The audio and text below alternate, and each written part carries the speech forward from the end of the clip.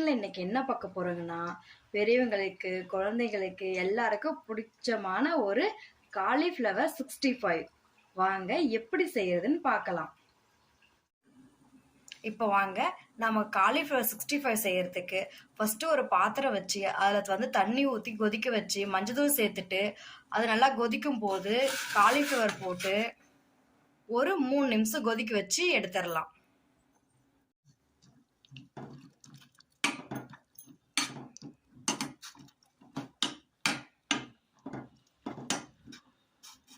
எதுக்கு நம்ம இப்படி மஞ்சத்தூள் போட்டு கொதிக்க வைக்கிறோங்கன்னா, அதில் உள்ள குட்டி குட்டி பூச்சி, நம்ம கண்ணுக்கு தெரியாத பூச்செல்லாம் இருக்கும், அதெல்லாம் போயிடும். அதுக்காக தான் மஞ்சத்தூள் கிருமி நாசி எல்லாருக்குமே தெரியும்.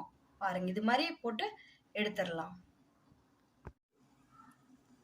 இப்போ இந்த காலிஃப்ளவர் இருக்குல்ல, இதில் நார்ச்சத்து அதிகமாக இருக்கு. அதனால நம்ம வாரத்தில் ஒரு 2 நாளாச்சும் இது எடுத்துக்கணும். அப்போதான் நம்ம உடம்புக்கு ரொம்ப நல்லது.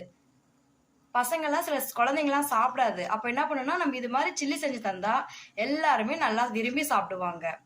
இது சைடிஷாகவும் வச்சுக்கலாம். அப்புறம் பசங்களுக்கு ஸ்நாக்ஸாகவும் கொடுத்து விடலாம். ஈவினிங் ஸ்நாக்ஸாகவும் வச்சுக்கலாம். இப்போ பாருங்க, 3 நிமிஷம் ஆயிடுச்சு, நல்லா கொதிச்சிருச்சு. இப்போ நம்ம அடுப்பை ஆஃப் பண்ணிடலாம். இப்போ அதை நம்ம தனியாக எடுத்துடலாம்.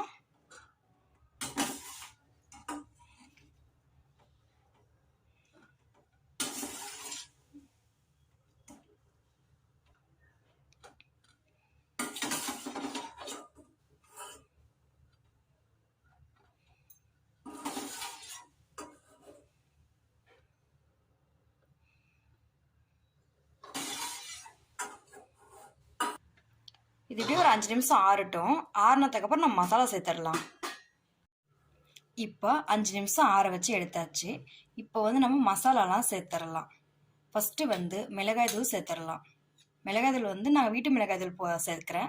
நீங்கள் தனி மிளகாய் தூள் 1 ஸ்பூன், அப்புறமா மல்லித்தூள் 1 ஸ்பூன், 2 சேர்த்துக்கோங்க.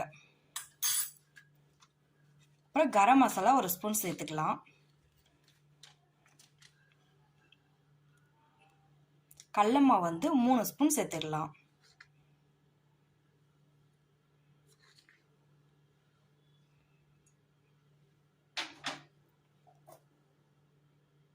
அதோட கார்ன்ஃப்ளவர் மாவும் 3 ஸ்பூன், கார்ன்ஃப்ளவர் மாவு சேர்த்துடலாம் 3 ஸ்பூன்.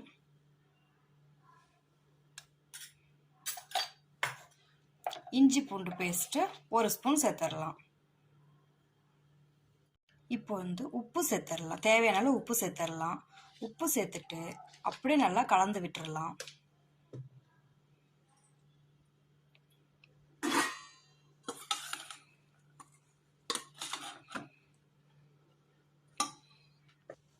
அப்படியும் ஒரு 1/2 லெமன் புழிஞ்சு விட்டு நல்லா கலந்துடலாம். லைட்டாக தண்ணி கூட சேர்த்துடலாம்.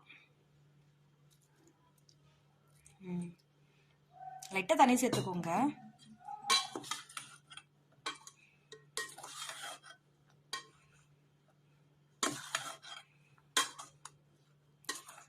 நீங்கள் வேணா கலர் பவுடர் வேணா சேர்த்துக்கோங்க. நான் கலர் பவுடர் எதுவும் சேர்க்கல. இப்போ நல்லா கலந்து விட்டாச்சு. ஒரு 1/2 மணி நேரம் அப்படியே ஊற வச்சிடலாம். அப்போதான் அதில் மசாலாலாம் நல்லா இறங்கும். இப்போ பாருங்க, 1/2 அன் ஹவர் கழிச்சு நம்ம பார்க்குறோங்க. நல்லா ஊறி இருக்கு பாருங்க, மசாலா நல்லா இறங்கியிருக்கும். வாங்க இதை அப்படியே பொரிச்சு எடுத்துடலாம். பொரிக்கிறதுக்கு ஒரு சூடானதும் அப்படியே பொரிச்சு எடுத்துடலாம்.